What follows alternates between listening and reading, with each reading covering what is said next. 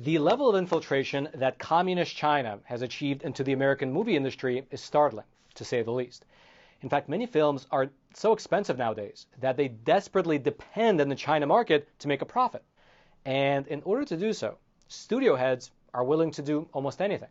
Because it used to be that the Chinese Communist Party would consider allowing American films into the country so long as they did not mention these so-called taboo subjects. Things like Taiwan, Tibet, Tiananmen Square, Falun Gong, things like that.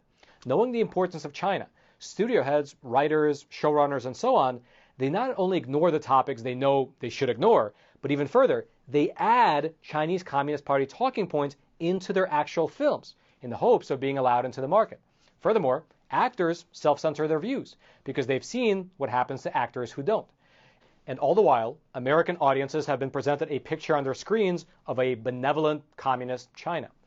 Now, in a certain sense, we all knew that this was happening.